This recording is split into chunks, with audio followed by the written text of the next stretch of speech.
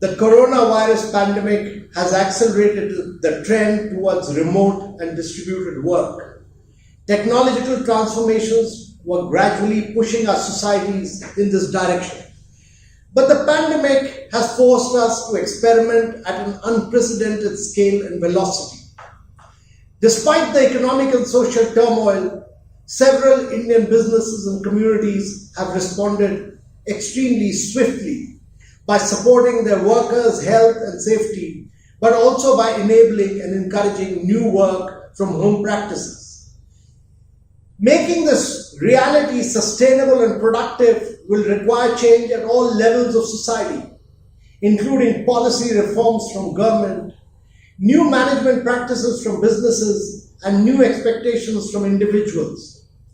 It is incumbent for governments to invest in the right infrastructure to enable this new flexi work model that individuals and industries have been thrust into. This includes hard infrastructure such as an accessible and affordable internet, but also policy and social infrastructure. Can we use this moment, for instance, to make virtual spaces safer for women workers? And can we improve their labor force participation through digital tools? Businesses, meanwhile, will have to adapt and innovate. At one level, new economic opportunities will open up amidst the pandemic. Telemedicine is one such industry likely to see a huge growth spurt. At the same time, they will have to adapt to human idiosyncrasies. The 9-to-5 model, for instance, might have passed its shelf life.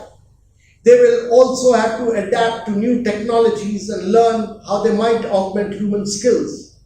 How will artificial intelligence and other emerging tools like virtual reality change patterns of production and trade? Individuals, meanwhile, must learn how to take advantages of these new realities.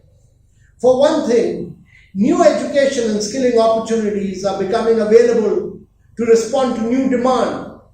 And second, without physical workspaces and long commutes, individuals have more time and flexibility to participate in the gig economy and find multiple economic opportunities.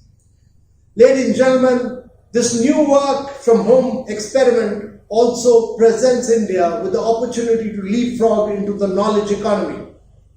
It also gives India the opportunity to dominate the services and the human capital supply chains of the future, much as China did with products over the past 3 decades. With remote work becoming more data and technology intensive, geographies will look for relationships and partners where political trust exists too. So, ladies and gentlemen, what does India need to do to embrace this new world, create new jobs, and meet the requirements of the changed scenario? Firstly, we must realign our education system to emphasize skills rather than mere degrees. We must move away from the Anglo-Saxon system of education with emphasis on academic degrees towards hand-on learning in practical subjects.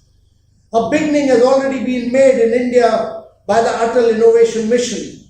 We are now over 5,000 schools with tinkering labs, with robots, 3D printers and additive machinery, Internet of Things and mentors, so that children from class 6 onwards are building and experimenting rather than only imbibing.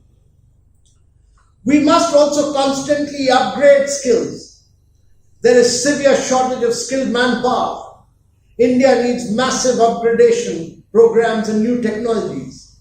Our IITs and triple IITs must redefine themselves as institutes driving cutting-edge technologies for the fourth industrial revolution in the post-COVID era. Thirdly, we must create a highly flexible, resilient, and adaptive workforce, which is multi-skilled and has the capacity to undertake digital tasks from anywhere rather than a fixed location.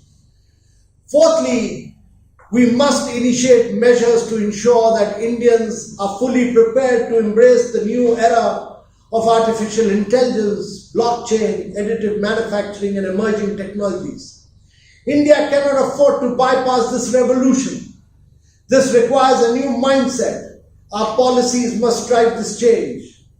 Fifthly, we must work across disciplines and institutional boundaries.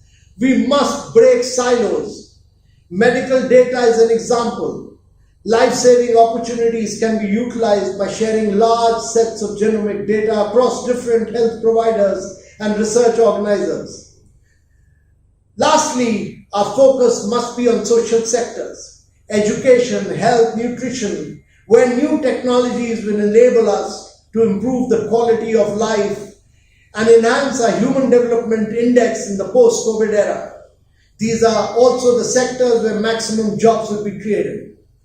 Countries are still navigating the early stages of this new post-COVID era. India must jumpstart this transformation through the use of technology and emerge as a winner and as a global champion. Thank you very much, ladies and gentlemen.